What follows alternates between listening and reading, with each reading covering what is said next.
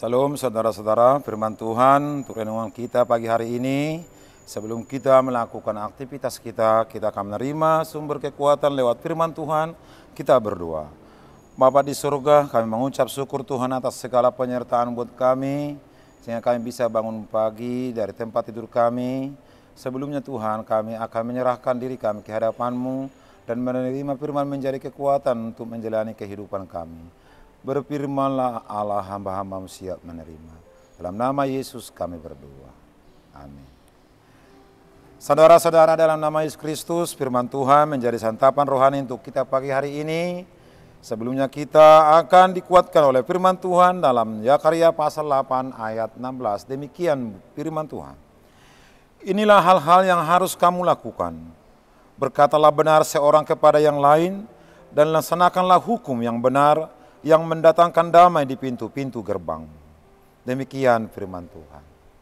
Saudara-saudara, Zakaria menyampaikan nats ini pada umat Israel berisikan bahwa mereka akan dipulihkan.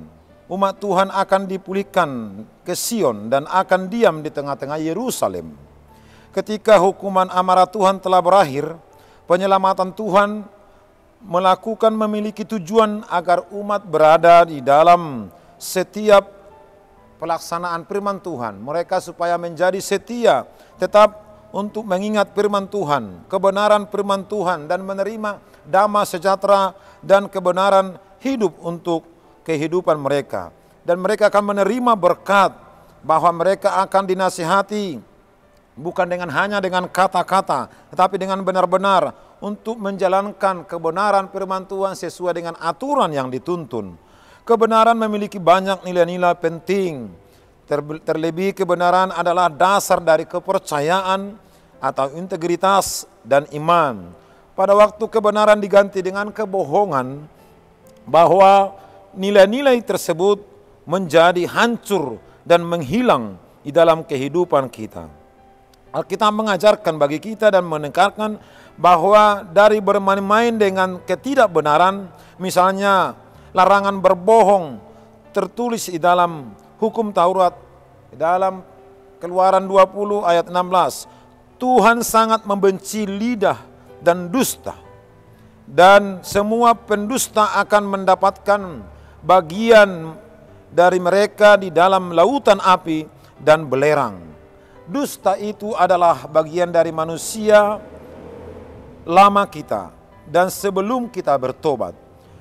Dusta adalah buah dari kedagingan manusia yang tidak seharusnya, dan itu harus benar-benar kita tinggalkan seiring dengan bertumbuhnya iman kerohanian kita. Saudara-saudara, janganlah kamu saling mendustai karena kamu telah menanggalkan manusia lama serta melakukannya dan telah mengenakan manusia baru yang terus-menerus diperbaharui untuk memperoleh pengetahuan yang benar menurut gambar dan kalinya. Karena itu saudara-saudara, kita perlu untuk menyesuaikan dan melakukan lidah kita dengan kata-kata yang bisa membuat orang lain merasa lebih baik atau lebih buruk. Perkataan yang pahit yang seperti anak panah atau pedang untuk menyakiti orang lain. Orang-orang memiliki nilai-nilai kerajaan Allah tidak akan menggunakan kata-kata yang kasar atau kata-kata yang menyakitkan sekalipun untuk bercanda. Tetapi kita harus benar-benar membuat apa yang kita lakukan itu lebih tertarik dan lebih menarik. Tidak boleh dengan mengatakan hal-hal yang mempermalukan atau bahkan menghina orang lain supaya ditertawakan. Alkitab mengajarkan bagi kita bahwa umat Tuhan harus mengeluarkan kata-kata untuk bagaimana kita menyenangkan hati orang lain dan bagaimana kita membuat kebahagiaan orang lain. Apapun yang kita lakukan, itu semua dengan perkataan, dengan perbuatan itu harus membangun semua fasilitas, membangun daripada persaudaraan untuk menuju kebahagiaan orang lain.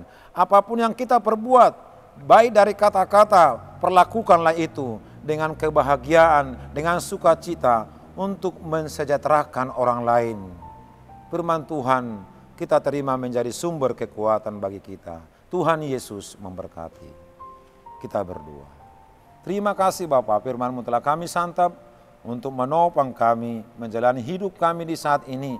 Supaya kami Tuhan di dalam perjalanan hidup ini mampu untuk berbuat yang terbaik lewat kata-kata kami.